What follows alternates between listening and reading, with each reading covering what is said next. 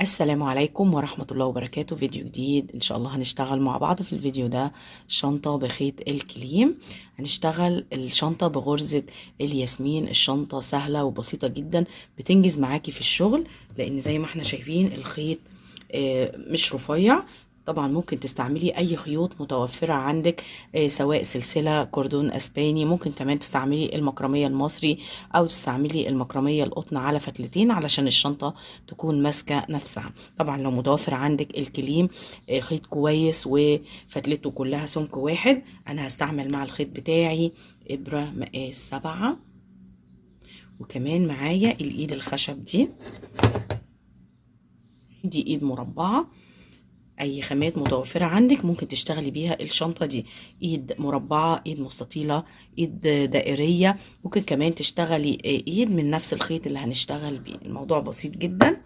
اول حاجة معايا القاعدة اللي انا هشتغل عليها. القاعدة ليها فيديو بالتفصيل، هحط لكم اللينك في صندوق الوصف، وكمان هتلاقوه في اول تعليق على الفيديو. هنشوف المقاس اللي انا هشتغل عليه. طول القاعدة 28 سنتي، والعرض بتاعها حوالي 10 سنتي. المقاس ده كويس جدا لشنطة كبيرة. انا فصلت الخيط على مسافة حوالي 4 أو 5 متر. هشتغل بالجزء اللي انا فصلته عشان القفلة تكون صح، وبعد كده هرجع اوصل بالخيط والابرة العاديين. تمام، زي ما احنا شفنا في الفيديوهات اللي قبل كده. بسحب الخيط من اخر غرزة، هنسحب شوية كده كل الخيط اللي فصلناه.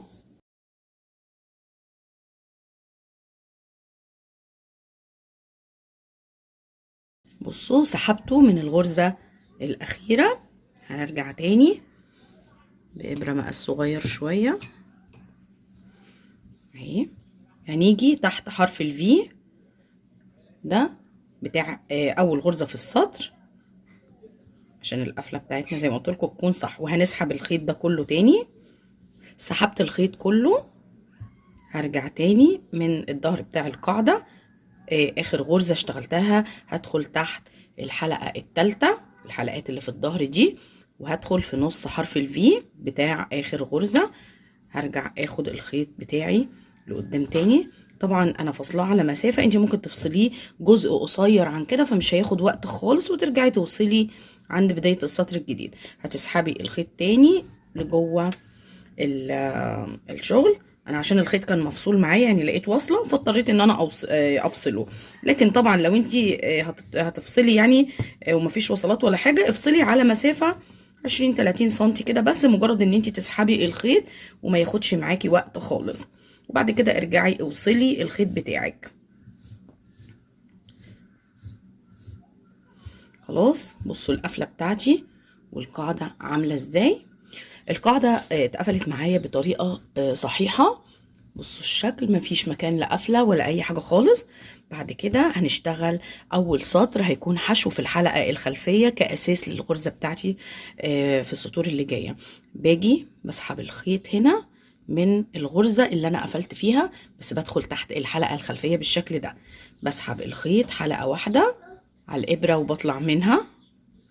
باجي على اللي بعدها بدخل وبسحب الخيط معايا حلقتين بطلع منهم.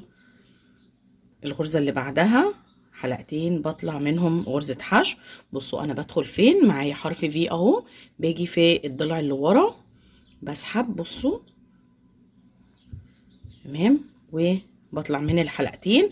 انا هشتغل دوران القاعدة كلها بغرزة الحشو، وهنرجع نقفل السطر ونبدأ شغل بالغرزة بتاعتنا. وصلت لمكان الوصلة اللي انا كنت فاصلة الخيط فيها. هنشبكها مع بعض اهو، خيط وابره عاديين، موضوع بسيط جدا وما بياخدش وقت. ابره خياطه اهي. هنحط الجنبين على بعض وهنخيط خياطه بسيطه. بصوا بالشكل ده، فردت الخيط كده اخيط خياطه بسيطه قوي. افضل طريقه تشبكي بيها الخيط مع بعض بعد ما تفصليه كام غرزه كده، وتلاقي ايه الموضوع شكله كمان حلو. خلاص، غرزه للتثبيت، كمان غرزه عشان الخيط ما يفكش مني. خلاص اهو. بالشكل ده. بفتح الخيط كده وبضم الجنبين على بعض كده، بداريهم في بعض. خلاص خليهم لجوه. بصوا تمام. هكمل شغل وهنرجع نبدأ بالغرزة بتاعتنا مع بعض.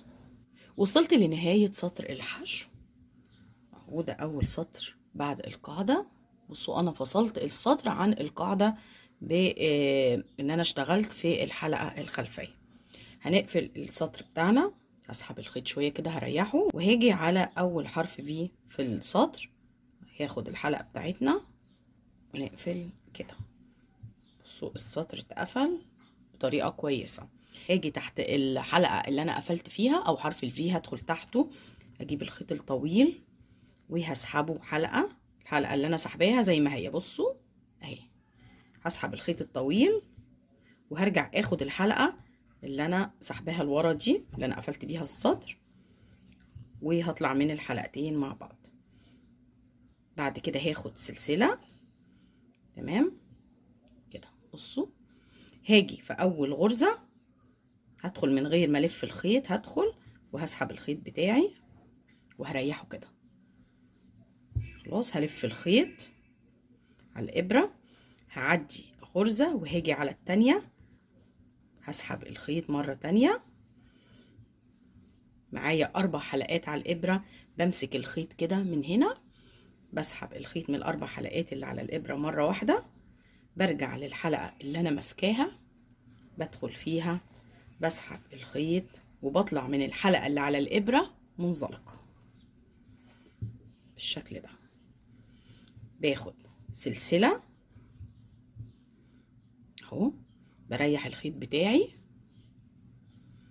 اهو من غير ما الفه ولا اي حاجة. بنزل للمكان اللي انا قفلت فيه بغرزة المنزلقة. شايفين المكان ده؟ بدخل فيه كده، بيكون ضيق شوية، حاولي تدخلي فيه بالابرة.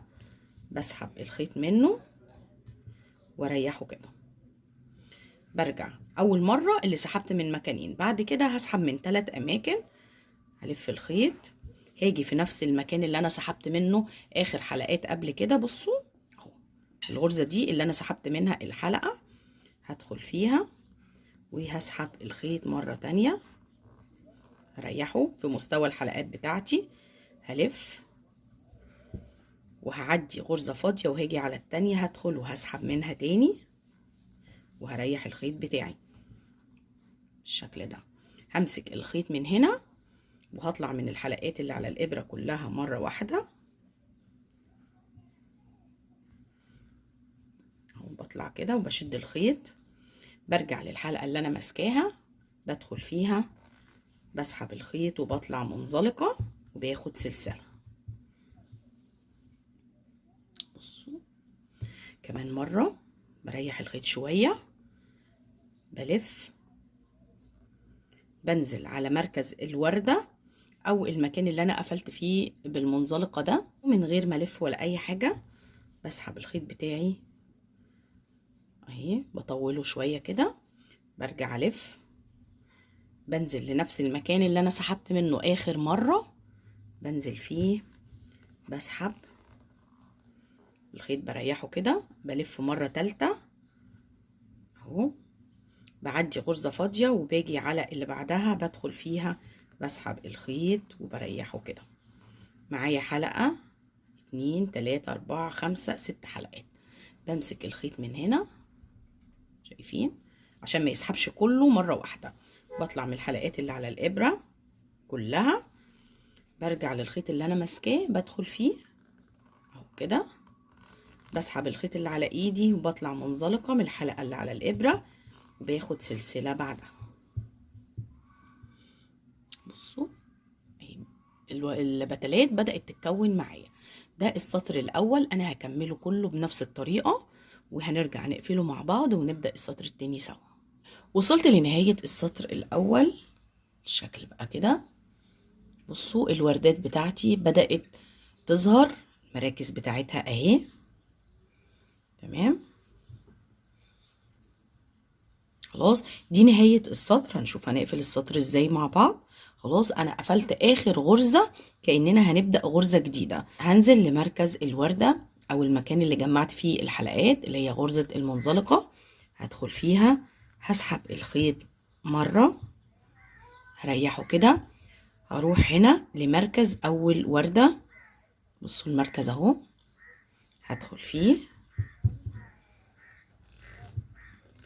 هسحب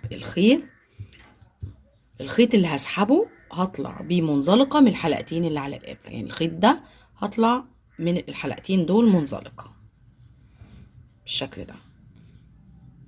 بصوا الشكل بقى كده. هنبدأ السطر الجديد مع بعض. هناخد سلسلة، دي بداية السطر، هنريح الخيط شوية. أول مرة مش هلف الخيط وهسحب من مكانين اتنين، بقية الغرز كلها خلال السطر هسحب من 3 أماكن. معايا الحلقة هنزل لمركز الوردة اللي أنا قفلت فيها، هنزل كده وهسحب الخيط بتاعي،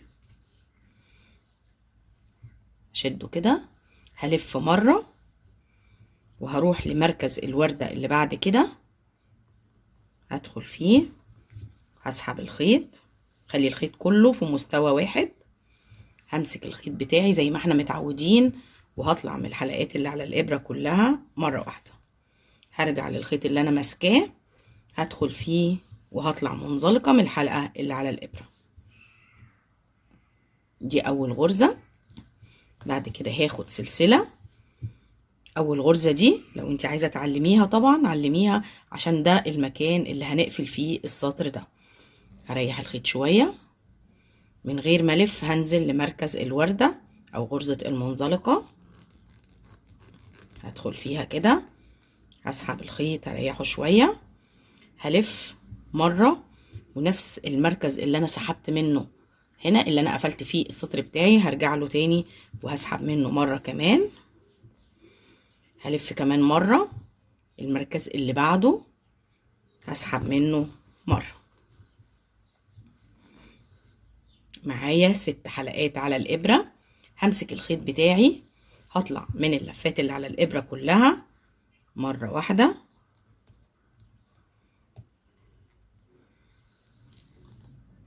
الشكل ده. الخيط اللي انا ماسكاه هرجع له كده، ادخل جواه، هسحب الخيط وهطلع منزلقة من الحلقة اللي على الإبرة، وبعد كده هاخد سلسلة. بصوا الوردات بدأت تكمل معايا. كمان مرة بريح الخيط شوية، برجع لمركز الوردة اللي انا قفلت فيها اخر حاجة، بسحب الخيط، بلف مرة، برجع لمركز الوردة اللي عليها الدور، بسحب الخيط، بلف مرة تانية، بروح للمركز اللي بعده، بدخل وبسحب الخيط. 6 لفات على الإبرة، بمسك الخيط بتاعي وبطلع من ال6 مرة واحدة،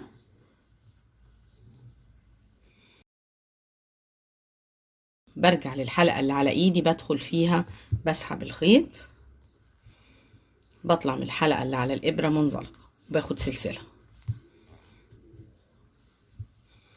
بصوا تمام. انا هكمل ده السطر التاني، انا هكمله بنفس الطريقة وهقفله بنفس الطريقة اللي قفلنا بيها السطر اللي فات، اللي هو اخر حاجة بناخد سلسلة وبنسحب الخيط مرة كمان، وبعد كده بنقفل في مركز اول وردة في السطر كده، السطر بيكون اتقفل معايا. انا هكمل شغل على دوران الشنطة لحد ما اوصل للمقاس المناسب للموديل ده، وهنرجع نشوف اشتغلنا كام سنتي. وصلت بارتفاع الشنطة للطول المناسب، الشكل كده بقى مناسب جدا. هنشوف وصلنا لكام سنتي. الشنطة وصلت معايا ل 23 سنتي. بص احنا هنشتغل كمان سطر حشو، يعني هي لسه هتعلى، ممكن توصل ل 24 او 25 سنتي. خلاص انا خلصت شغل بالغرزة بتاعتي، ده شكلها. بصوا كمان الشكل من جوه نضيف جدا. بصوا الشنطة نضيفة، العقد بتاعتها كلها مش موجودة لان انا كنت بوصل خياطة. خلاص دي العلامة بتاعت الغرزة الاولى، انا شايلاها لان انا قفلت هنا اخر غرزة. خلاص قفلت واخدت سلسلة ارتفاع، هاجي لنفس المكان اللي انا قفلت فيه او مركز الوردة هنا، هدخل وهشتغل سطر حشو على دوران الشنطة كلها. اهو ده المركز، معايا حلقتين، هطلع من الحلقتين مرة واحدة. بعد كده بيقابلني الحلقتين دول او حرف الفي اللي جنب المركز. اهو شايفين انا داخله فين اهو. هنا هدخل كده، هسحب وهشتغل غرزة حشو. بعد كده هيقابلني المركز، هشتغل فيه غرزة حشو. يعني بشتغل مرة هنا في الحلقتين دول اللي قبل المركز بتاع الوردة. شايفين هما فين اهو، شايفين بدخل فين المركز اهو، بسحب وبشتغل حشو. بعد كده هنا المركز بتاع الوردة بدخل وبشتغل فيه حشو. تمام. انا هشتغل دوران الشنطة كلها بغرزة الحشو، وهنرجع عشان نبدأ نشتغل سطر منزلقة مع بعض. وصلت لنهاية سطر الحشو. بصوا سطر الحشو بيكمل الوردة الأخيرة.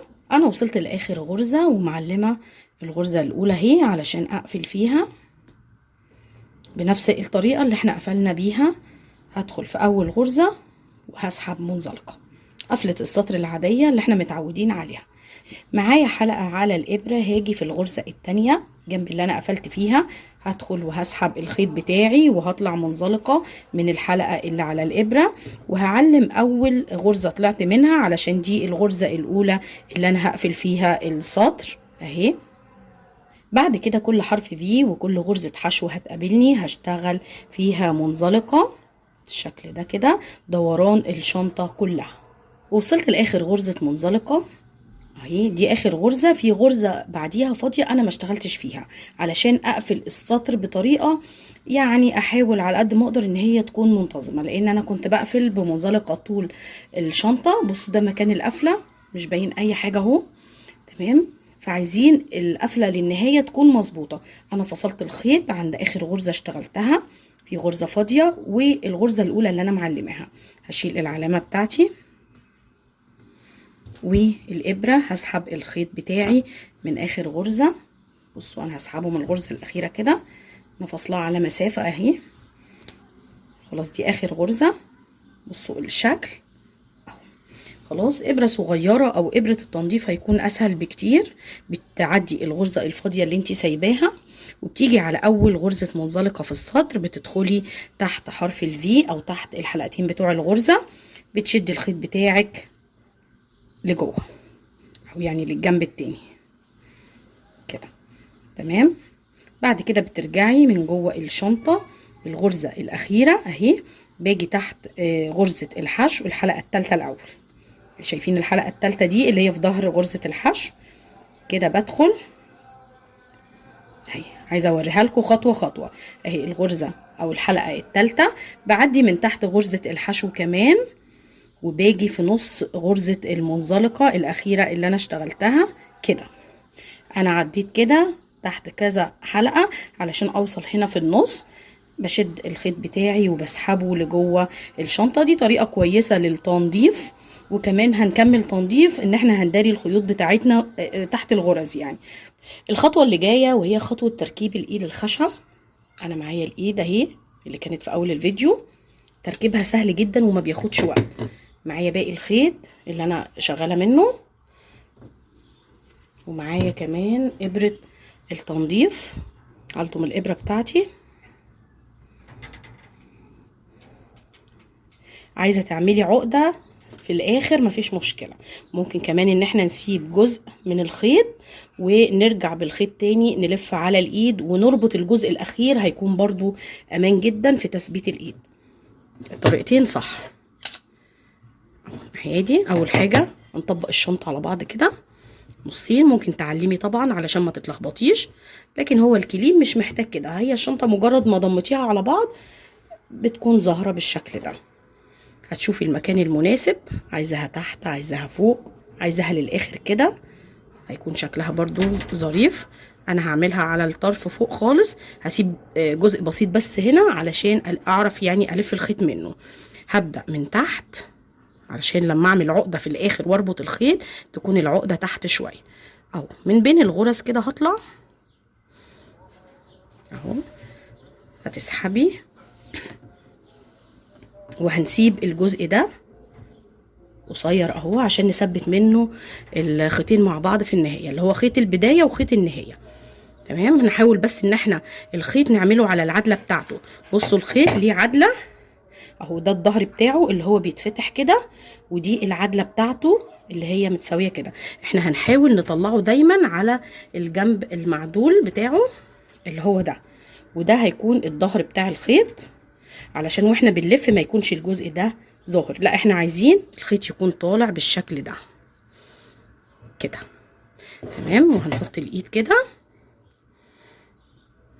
اهو، وهنرجع من الجنب التاني من الايد هنا، هندخل بين الغرز برضو، هنشوف مكان فاضي كده بين الغرز، مكان ما الابرة تدخل معايا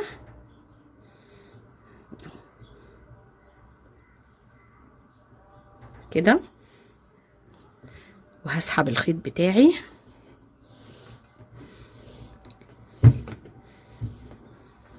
كده.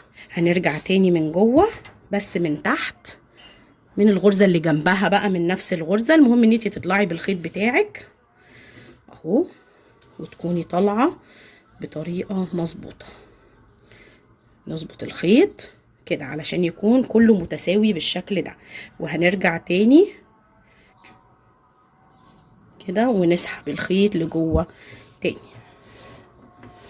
بالشكل ده اهو. نحاول نلف الخيط ونظبطه، ونطلع بقى من تحت ونرجع ونفضل نلف حوالين الايد لحد ما نكسيها كلها بالخيط بتاعي. هكمل تركيب الايد في الجنب ده، وهركب الايد التانية في الجنب التاني، وهنرجع نشوف تركيب الايد وكمان نشوف الخطوة اللي جاية مع بعض. ركبت الايد بالشكل ده، انا لفيت الخيط حوالين الايد كلها. قبل كده كنا ركبنا الايد دي وثبتناها بجزئين من هنا، ثبتيها بالطريقه طبعا اللي تريحك. خطوه واحده بس اللي باقيه، وهي تركيب البطانه. انا قصيت البطانه دي، بطانه قطن اهي، شكلها من قريب. انا قصيتها على مقاس الشنطه بالظبط زي الكيس، وبعد ما خيطت الجناب بتاعتها من الجنبين من هنا، بصوا انا خيطتها بخياطه عاديه بابره الخيط العاديه على ايدي. جيت من هنا والكورنر ده اخدته بالابره كده اهو، شكله من ورا اهو، علشان لما اجي اركب البطانه تكون من جوه اخده شكل الشنطه بالظبط، اخده الشكل بتاع الشنطه من عند القاعده. خلاص، سايبه طبعا مسافه من هنا. انا حطيت الشنطه كده على القماش وقصيت مقاس الشنطه بالظبط، وسبت طبعا جزء من فوق علشان التانية، وكمان اخدت مقاس القاعدة او نص القاعدة مع القماش وانا بقصه، لان انا بقص القماش على بعض كده مجوز. خلاص، بنيجي وبنتني الجزء ده كده علشان هنثبت منه. طبعا ممكن بعد ما تتنيه وتاخدي المقاس على الشنطة بالظبط تدوسي عليه بالمكوة علشان الحرف بتاع التانية يكون مظبوط معاكي وتعرفي تثبتي القماش منتظم.